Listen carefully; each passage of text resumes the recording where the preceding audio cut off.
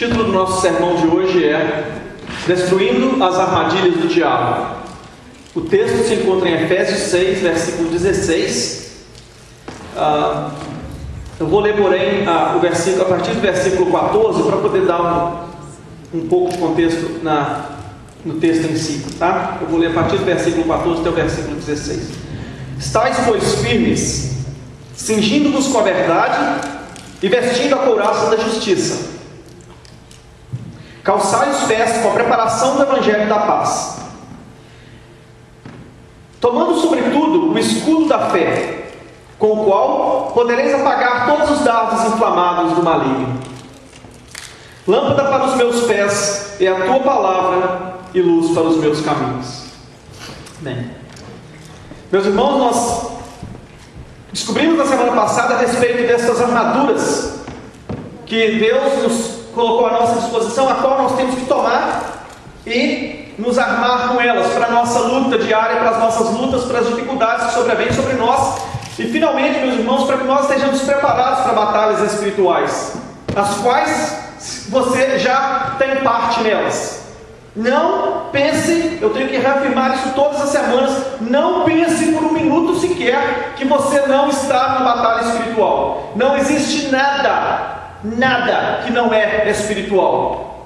Nada, absolutamente nada. Não existe nada neste universo no qual Deus criou, no qual nós estamos vivendo no presente momento, que não é de natureza espiritual. Não existe nada que é inocente.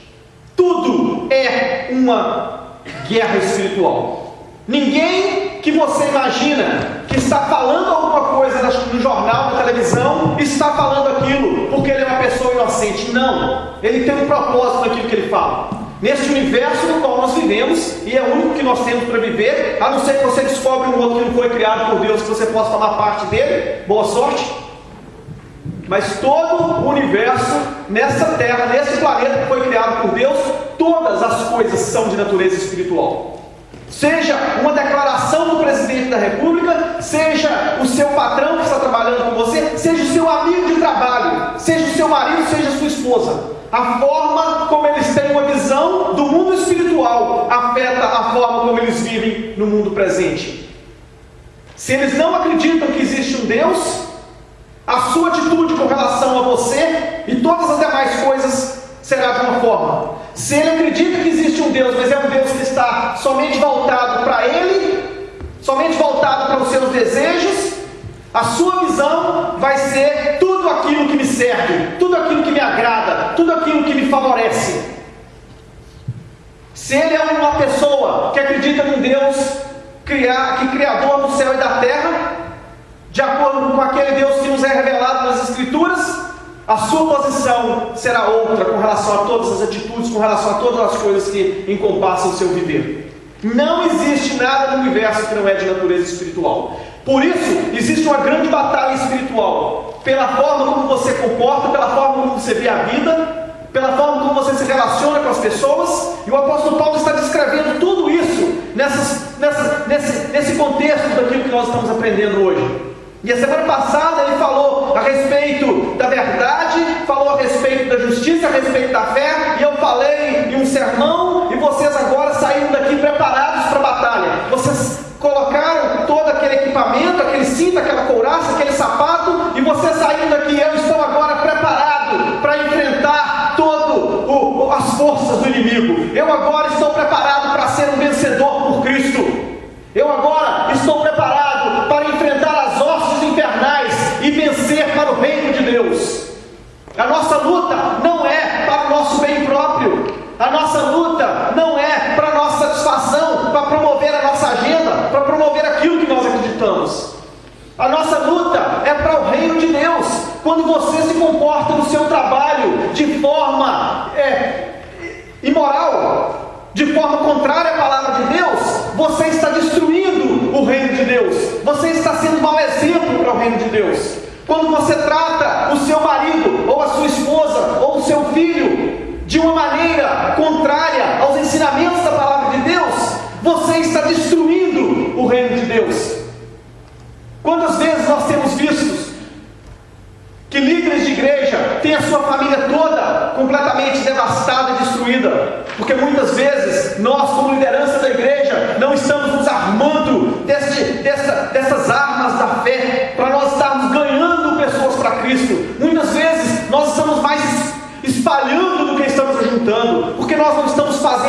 nós não estamos utilizando as armas de Deus da forma correta.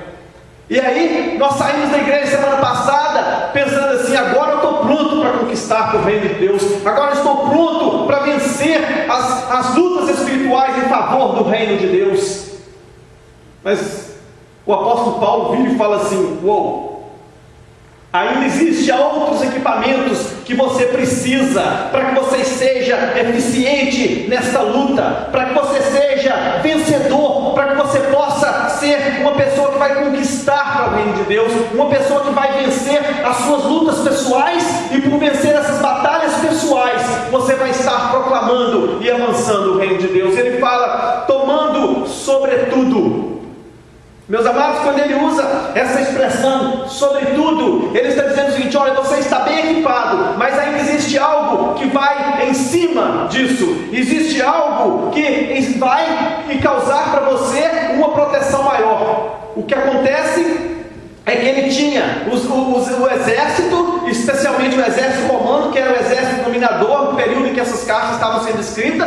Os soldados romanos, eles tinham um escudo, que era um escudo mais ou menos de 1,20 m por 80 centímetros talvez, porque no caso seria 4 pés de altura, um pouco menor do que eu, por 2,5 pés, que seria mais ou menos 80 centímetros. E esse escudo, meus amados, era um escudo pesado, porque ele era feito de madeira pura, e o soldado, ele tinha que carregar esse escudo quando ele ia avançar, quando ele ia atacar, quando ele ia destruir alguma barreira, algum castelo, né? Vamos colocar assim, um castelo, né, que tinha aquelas portas, e lá tinha aquele monte de pessoas que estavam preparadas com lanças. Esses soldados, eles iam para esses reinos, para esses impérios, e eles iam com esse armamento, e eles usavam esse escudo para se proteger. Eu imagino que eles não deveriam ser muito altos, né? Porque se eles fossem altos igual o Eric, por exemplo, ele ia ficar com a cabeça toda de fora, e a seta ia acertar nele, às vezes acertar ele. Mas eles deviam ser menores um pouco, soldados romanos. Eu posso dizer para vocês que eles eram pessoas muito fortes, e eles, após ter colocado todo aquele armamento, toda aquela proteção, eles ainda tinham este escudo. E o apóstolo Paulo usa essa palavra sobretudo. Eles falam assim: olha, tomando sobretudo o escudo da fé. Tomando sobretudo, você coloca, além dessa proteção que você tem, você coloca esse escudo. Veja bem, meus irmãos, se essa luta que nós estivéssemos tendo com as hostes infernais, elas fossem uma luta de defesa, nós estaríamos protegidos por um castelo, não é verdade? Nós estaríamos protegidos por aqueles mortos. Como é que fala mortos, menina? Aqueles negócios que tem na frente do castelo assim, de água, né? Eu não sei como é que fala aqui em português, não é morto, né? Que a gente fala em inglês, é um lugar que fica em volta do castelo, cheio d'água, para também proteger o castelo, né? Aí nós estaríamos dentro do castelo, mas a ideia que o apóstolo está nos dando aqui é que, sobretudo, nós temos que avançar. Nós, nas nossas lutas espirituais, nós temos que estar preparados, não para ficar numa posição de retaguarda, não, meus irmãos, para ficar numa posição somente de que nós estamos protegidos aqui dentro da igreja, nós vamos colocar a nossa família dentro da igreja e eles serão protegidos, e que o mundo lá fora seja destruído. Não, a ideia é que nós estaremos enfrentando as hostes infernais, nós estaremos entrando dentro do inferno, e nós estaremos libertando pessoas que são cativas de Satanás.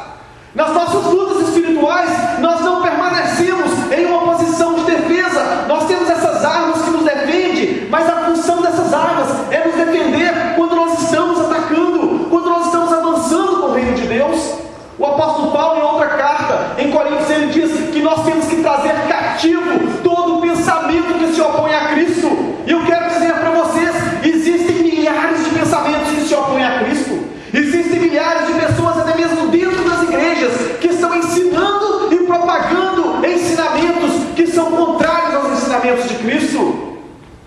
Eu assinei com uma revista que chama Criação, Creation Magazine. Cada um de vocês deviam assinar na sua casa para essa revista. Essa revista é muito importante se você tem o seu filho na escola. Existem teólogos que estão ensinando nas igrejas, hoje em dia, no presente momento, coisas que arrepiam até o cabelo do relógio, coisas, meus amados, que são de arrupiar o cabelo da cabeça e deixar vocês assim, abismados. Eles dizem que a criação não foi feita exatamente como a Bíblia fala, e ao dizer isso, eles colocam em dúvida tudo aquilo que a Bíblia ensina, inclusive vive a história da redenção. Eu estou falando isso para vocês, que eu estou mostrando para vocês que a necessidade que existe de mim e de você estarmos armados dessas armas é de suprema importância, e o mais importante, de nós estarmos avançando contra as forças infernais, é de suprema importância, se você quiser permanecer com a sua família, dentro de uma estrutura bíblica, dentro de um ensinamento que promove a expansão do Evangelho e do Reino de Deus. Meus amados, você pensa que o papel mais importante da sua vida é ensinar o seu filho a ter uma boa profissão e ganhar muito dinheiro? Se você tem esse pensamento, felicidades para você, felicidades para você. E quando o seu filho estiver muito rico, e quando o seu filho se tornar uma pessoa famosa, e quando o seu filho se tornar uma pessoa de muita importância na sociedade, fica feliz e se regozija, porque se você não tiver ensinado o seu filho os fundamentos da fé, se você não tiver ensinado o seu filho as coisas mais importantes do que se refere ao reino espiritual, não venha chorar no meu ouvido e dizer que hoje o seu filho é um incrédulo. Não venha, por favor, não venha, porque é sua culpa, porque é sua responsabilidade, porque a vida e o ensinamento do seu filho e o ensinamento dos seus filhos e da sua família é colocado sobre você. Hoje eu estava falando com o Gilberto, uma hora que nós tivemos a oportunidade de estar juntos. Você escolhe a roupa que a sua filha vai usar. Se a sua filha chegar para você com um vestido muito curto para sair de manhã, você vira para ela e fala assim: ah, mas você não vai na escola com essa saia. Você escolhe a comida que o seu filho vai comer. Se o seu filho chegar para você e falar assim: eu quero tomar um ice cream na hora da janta, você vira para ele e fala assim: não, você vai jantar primeiro e comer o seu vegetal antes de você comer ice cream. Mas quando chega o momento de você escolher a religião do seu filho e colocar o seu filho a ser batizado e falar: a sua religião é o cristianismo e você faz parte da aliança que eu tenho com Deus, você diz: não vou batizar meu filho não, eu vou esperar ele crescer e tomar decisão por conta própria. Vocês estão percebendo? Enquanto você tem o seu filho sob o seu domínio, enquanto você tem o seu filho diante de você, e você fala assim: meu filho, eu sou crente em Cristo Jesus, e eu tenho uma aliança com Deus de Abraão, e eu estou te batizando porque você me pertence, e você também tem uma aliança com esse Deus de Abraão. E todos os dias, quando o seu filho chegar para você, e ele falar assim: papai, mamãe, lá na minha escola eles fazem isso, você fala: meu filho, eles fazem isso porque eles não têm uma aliança com Deus. Papai, mamãe, os meus amigos estão indo para o bar tomar cerveja, você fala: meu filho, é porque eles não pertencem a Deus, eles não têm uma aliança com Deus. Mamãe, as minhas amiguinhas estão tendo relações sexuais com os namorados, e eu já tenho 15 anos, eu posso também. Você fala: as suas filhas, elas não são batizadas, elas não conhecem ao Deus vivo e verdadeiro, os pais delas não têm uma aliança com Deus, nós temos uma aliança com Deus, e na nossa aliança com Deus, nós estabelecemos que o relacionamento sexual é após o casamento. Nós escolhemos as roupas que os nossos filhos vão vestir, mas nós não estamos preparados para estabelecer os nossos filhos enquanto nós ainda temos domínio sobre eles, que eles pertencem a Deus e que eles têm um relacionamento com Deus. Vocês estão percebendo como Satanás tem invadido a mente das pessoas e tem destruído na vida das nossas crianças, dentro das igrejas, os momentos mais importantes da vida das nossas crianças, que é o momento em que nós temos que tomar e falar assim: meu filho, você faz parte da aliança com Deus. Moisés circuncidava o filho ao 8º dia de vida, ele não esperava nem o 9º dia, era o 8º dia de vida, o sinal da aliança. Você é parte de uma aliança, você pertence a Deus, e a partir do 8º dia de vida, todos os dias da vida daquela criança, o ensinamento de Deus, o ensinamento de Deus. Meu filho, nós só temos um Deus, nós só servimos um Deus. Eu viro com meu filho todos os dias e falo: meu filho, quem é mais importante? Eu posso perguntar a vocês aqui agora: o Everton, who comes first? Who comes first? God comes first.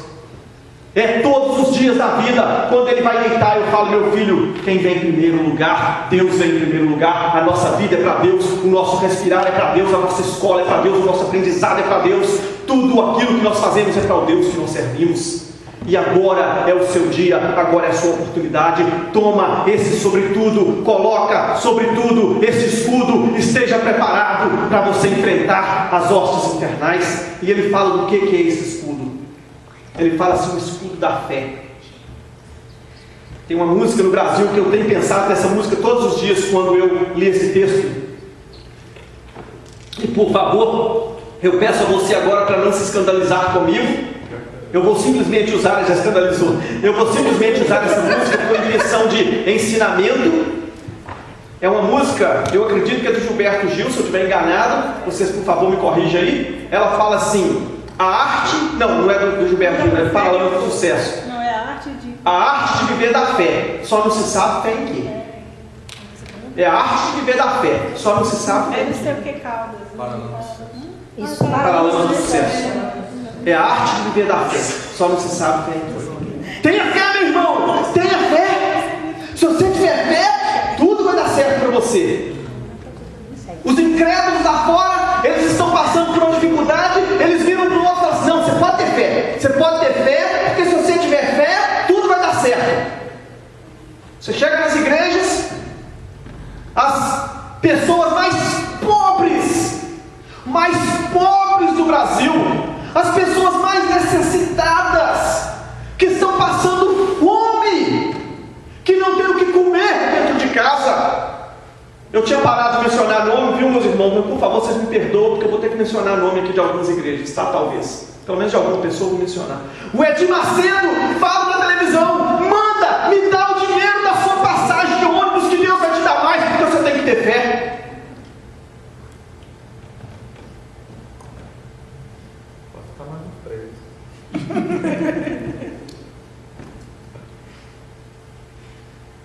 A arte de viver da fé. Você tem que ter fé. Tira o seu último centavo. O centavo se você alimentar o seu filho e dá aqui. Mentiroso, ladrão. Vai queimar no inferno a eternidade, nem sabe. Cego.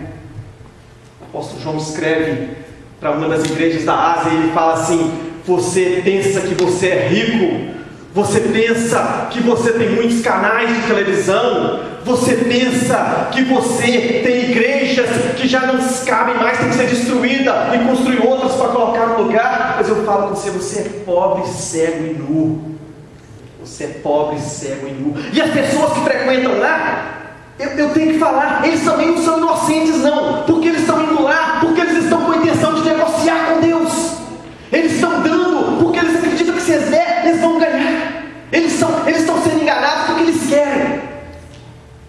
Fé, o escudo da fé. Não é isso que o apóstolo Paulo está falando aqui não. Não é essa fé ridícula. É por isso que os incrédulos estão abusando daqueles que se proclamam crentes. É por isso que nas escolas os incrédulos estão usando o nome de Deus e colocando o nome de Cristo na lama. É por causa de pessoas que estão usando a expressão fé, como se fé fosse uma crendice qualquer, como se fé fosse uma crendice num Deus qualquer, num Deus que vai me dar, num Deus que vai me entregar o que eu estou precisando hoje, num Deus que vai me trazer algo, porque eu estou querendo aquilo, seja uma cura, seja um dinheiro, seja um carro, seja o que for, você coloca o nome na frente aí. O escudo da fé, meus amados, o escudo da fé, que depende você das armadilhas do diabo. Eu vou falar com você quais são elas, que elas são perigosas. Não é você acreditar que Deus existe, Ele vai fazer o que eu estou precisando aqui, não.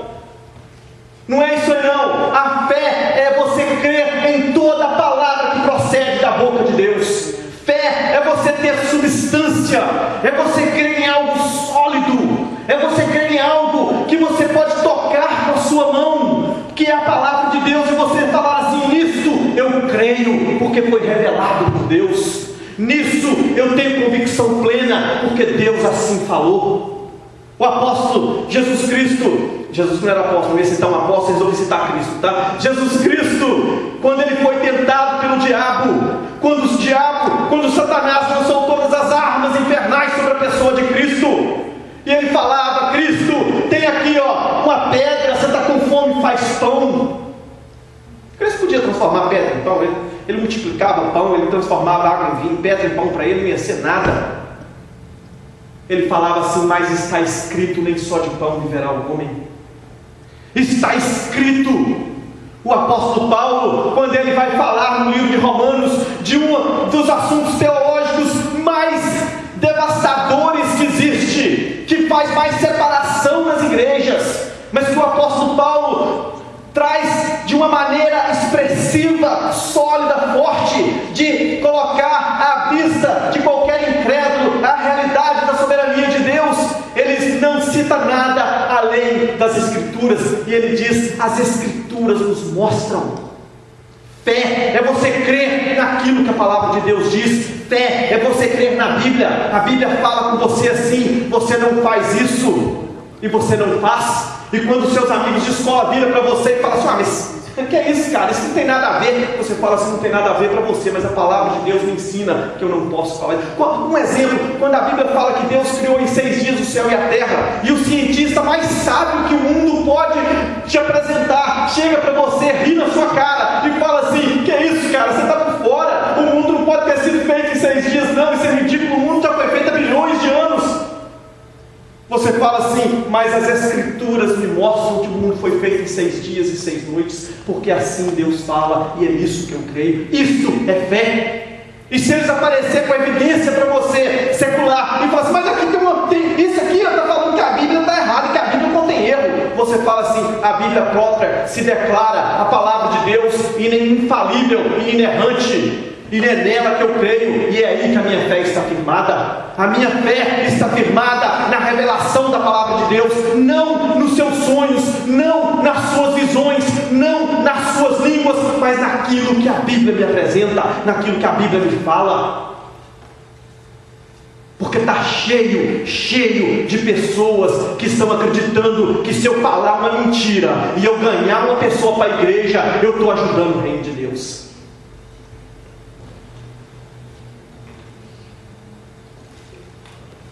Se eu mentir para uma pessoa, se eu falar para aquela pessoa: meu amigo, Deus tem um plano maravilhoso na sua vida, mas você tem que vir para a igreja para Deus realizar esse plano maravilhoso e fazer maravilhas na sua vida. E aquela pessoa vem para a igreja, e eu saí cantando porque agora aquela pessoa veio para a igreja. Eu sou mentiroso, e porque eu sou mentiroso, eu estou não ajudando, mas destruindo o reino de Deus. Mas se você chegar para aquela pessoa e falar assim: meu amigo, você é um grande pecador, e de acordo com a lei de Deus você está condenado ao inferno, mas existe uma possibilidade de arrependimento para você, se você mudar a direção da sua vida, e se você se humilhar aos pés de Cristo, Ele é poderoso para te salvar. E aquela pessoa se arrepender dos pecados e vir para a presença de Deus, e vir para a presença de Cristo, você falou a verdade, você salvou uma alma do inferno, você destruiu mais uma das hostes infernais e você arrebentou correntes. É um novo sistema da igreja. Você não pode falar para o outro que o outro é pecador, não, cara, senão você espanta ele. Você tem que falar que Deus tem um plano maravilhoso na vida dele. Você tem que falar mentira. Se você falar a verdade, ele vai correr. Mas não é isso que os apóstolos fizeram, não é isso que Cristo nos ensinou. Cristo nos ensinou que você fala a verdade. Se ele foi embora, ele vai embora, mas você vai falar a verdade, porque Jesus Cristo falou: conhecereis a verdade, e a verdade nos libertará. É através do conhecimento da verdade é que as pessoas são libertas. Não é, meus amados, através das nossas mentiras, das nossas fajutas, das nossas visões mentirosas, dos nossos espíritos enganadores que estão no nosso meio, todos os dias. A fé é a confiança naquilo que Deus nos revelou, é a certeza, o apóstolo Paulo fala, é a certeza daquelas coisas que você não vê, é a convicção plena daquilo que você sabe que existe, porque você crê nas Escrituras. Hebreus, vai lá em Hebreus, onde fala que nos últimos dias Deus fala conosco, não mais através de visões, profecias e profetas, mas nos fala através do seu Filho. E lá também você vai ver que a fé é a confiança nessas palavras que nos foram reveladas. É isso que é fé. Fé é você crer nas Escrituras, absolutamente. Quando você toma esse escudo da fé, quando você toma o escudo das Escrituras, e você está ali pronto para atacar as hostes infernais com aquilo que as Escrituras ensinam, eu garanto para você que você vai vencer todos os seus debates apologéticos, todas as suas defesas da fé. Você vai sair vitorioso, porque você está arraigado na palavra de Deus. Quando você for debater com qualquer pessoa a respeito de qualquer assunto, e você virar para ele e falar assim: ah, mas eu acho, você já perdeu. Mas se você falar: as Escrituras afirmam, as Escrituras falam, as Escrituras afirmam, você vai então poder estar avançando e você vai estar armado com esse escudo. Meus irmãos, a fé, novamente, não vamos tentar ligar a fé com o escudo toda vez que a gente vê escudo na Bíblia, não, porque não é isso não. Nesse texto aqui, o apóstolo Paulo usou escudo para representar a fé, mas ele podia usar qualquer outra coisa em qualquer outro texto para representar a fé também, então não liga muito isso não. E aí ele fala assim, olha, com o qual podereis apagar todos os dardos inflamados do maligno. É super enriquecedor esse texto, porque nas nossas lutas espirituais, a nossa expectativa é de que a tentação vai vir na nossa vida, nós iremos identificar a tentação, nós vamos lidar com aquele problema e nós vamos ser vencedores naquela situação. Mas os escudos que o soldado romano usava, eles tinham um problema, porque os escudos eram de madeira. E quando eles iam atacar uma fortaleza, os soldados que estavam do outro lado daquela fortaleza, eles passavam algum material na ponta da lança, colocavam fogo e eles lançavam aquelas lanças. E aquelas lanças vinham, mas não vinha uma só.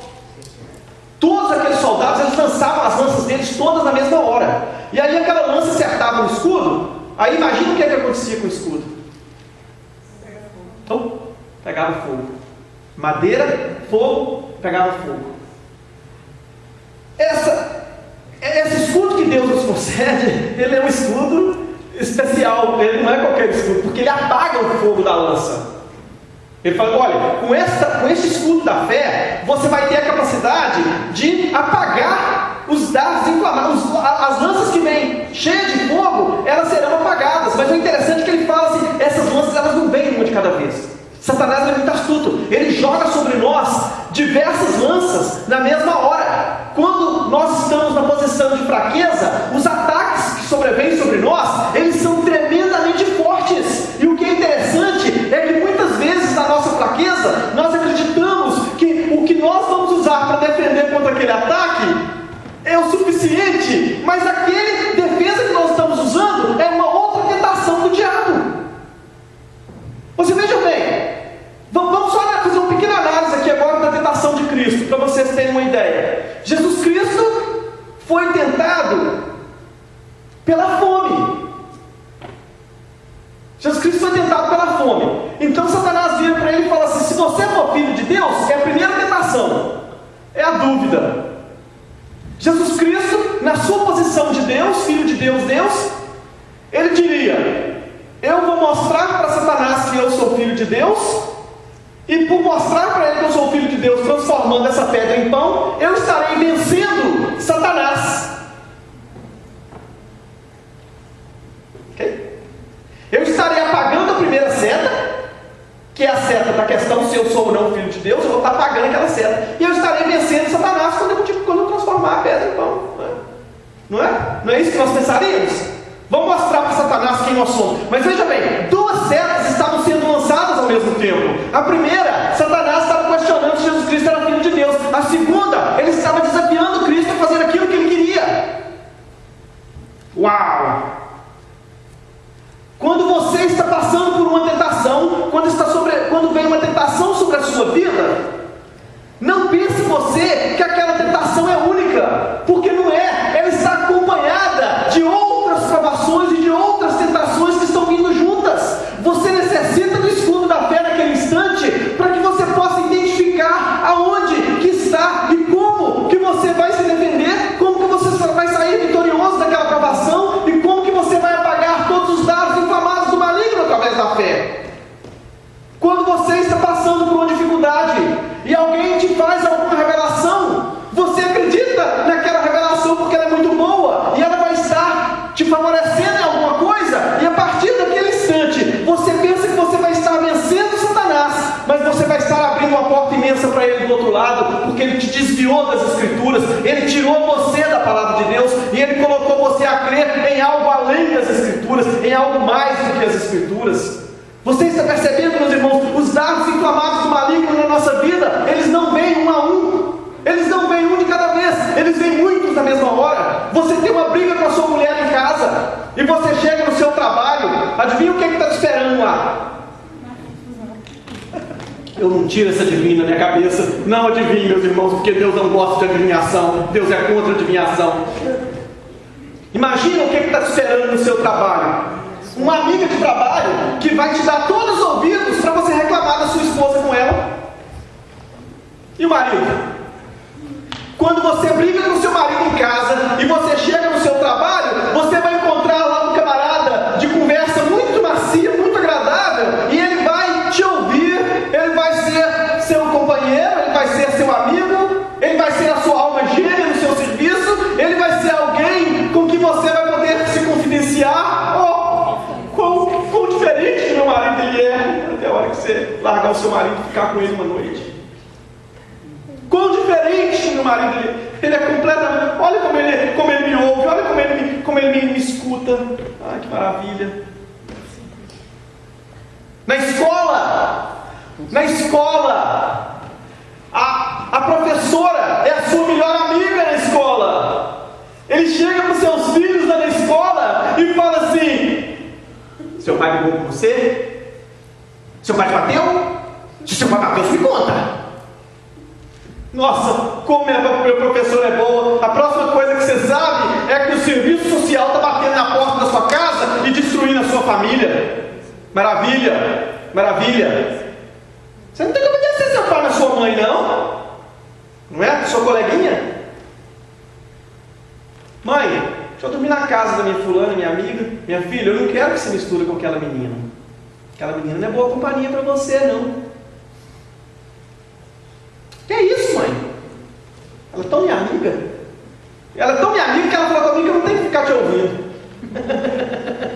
Ela está falando exatamente aquilo que eu quero ouvir. Vocês estão percebendo as armadilhas que são colocadas diante de nós? Se nós não estivermos preparados, se nós não estivermos com aquele escudo do Capitão América, né? Aquele escudo é excelente, ele vai longe, volta e ele destrói aqui, joga no outro lado. Se você não tiver com o escudo capaz de defender você de todos os ataques do inimigo, se a fé não estiver arraigada no seu coração, de formas que você está preparado para identificar os dardos inflamados do maligno pela fé, pelo conhecimento da palavra de Deus, e você estiver disposto e preparado para lidar com todas essas coisas, meus amados, você está perdido, você está jogado ao chão, você já se tornou vítima. Você já se tornou vítima. Você tem que estar preparado, sobretudo com o escudo da fé, com o qual você vai estar pronto e disposto a destruir todas as armas do inimigo. É assim que você destrói as armas do inimigo, é pela obediência da palavra de Deus, é pela obediência do Evangelho, é pela obediência de Cristo, é que você destrói todas as armas do inimigo. Você sabe como que Cristo conquistou o domínio sobre toda a terra, se tornou Senhor dos senhores, Rei dos reis. Você sabe como Cristo expôs todas as hostes infernais, humilhou todos os inimigos de Deus, reconquistou o domínio sobre a terra, tomou o direito de novamente estabelecer a nossa união com Deus, de ser o nosso representante e de ser Senhor sobre todos os irmãos dele. Você sabe como que ele fez isso? Pela obediência à palavra de Deus, pela obediência absoluta à palavra de Deus. Quando ele estava prestes a ir para a cruz, no momento mais difícil da sua vida, ele sabia o que ele iria enfrentar na cruz. No jardim de Getsêmani, ele disse: meu pai, o meu sofrimento é muito grande, meu pai, porque eu tenho que tomar este cálice, o cálice da tua ira, meu pai. E ele virou e falou assim: mas que seja feita a tua vontade. A tua vontade. E mais tarde o apóstolo Paulo diz que Cristo expôs todas as hostes infernais e ele saiu vitorioso sobre eles. Imagina onde? Na cruz. Na cruz, na cruz, Cristo expôs todas as hostes infernais e se tornou o Rei dos reis e Senhor dos senhores. A Bíblia não fala que Cristo se tornou Rei dos reis e Senhor dos senhores depois que ele ressuscitou, não, mas foi lá na cruz, porque lá na cruz estava escrito: Jesus Cristo Nazareno, o Rei dos judeus. Amém. O Rei de todo aquele filho de Abraão que pela fé se torna filho de Abraão, pela fé em Cristo Jesus. Rei dos reis, Senhor dos senhores, lá na cruz, em obediência absoluta ao Pai. Meus amados, em momento algum, Ele fez uso do seu poder e falou assim: eu não vou para a cruz, eu não vou para a cruz, eu não preciso ir para a cruz, porque eu sou o Rei absoluto, eu já sou Deus. Ele não fez isso, porque Ele sabia que se Ele não fosse para a cruz, eu e você jamais teríamos a oportunidade de poder nos achegar a Deus. Essa comunhão maravilhosa que eu e você temos com Deus, essa união que nós temos, que nós cantamos mais cedo, na tua presença é o meu lugar secreto, porque os teus olhos me veem lá naquele Santos dos Santos, naquele lugar cheio de fumaça, aonde nada podia ser visto. Os olhos de Deus estavam fixos, porque nós podemos entrar no Santos dos Santos hoje, porque os olhos de Deus estão fixos em nós, e nós não somos mortos na presença de Deus, e nós não somos destruídos por causa do nosso pecado. É porque Cristo foi para a cruz, meus amados, porque nós temos hoje um lugar seguro na presença do Cristo. Nós temos um lugar secreto, aonde nós podemos julgar as nossas mágoas, os nossos sofrimentos, as nossas tristezas, as nossas alegrias na presença do Cristo, diante dos nossos irmãos, e todos nós juntos podemos cantar, louvar, glorificar o nome de Deus, porque o que nós temos agora vai durar para toda a eternidade. É porque Cristo um dia se submeteu a toda a vontade do Pai e se tornou vencedor sobre as hostes infernais. Você quer ser vencedor sobre as hostes infernais? Obedece a palavra de Deus, obedece aos ensinamentos de Deus. Se uma criança quiser ser super-herói, você não tem que arrumar uma capa vermelha e sair voando, não. Se você quiser ser um super-herói, obedece o papai e a mamãe. Se você quiser ser um super-herói,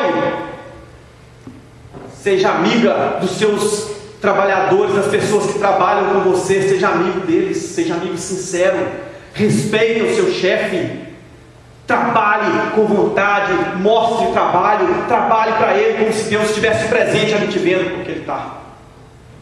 porque Ele está.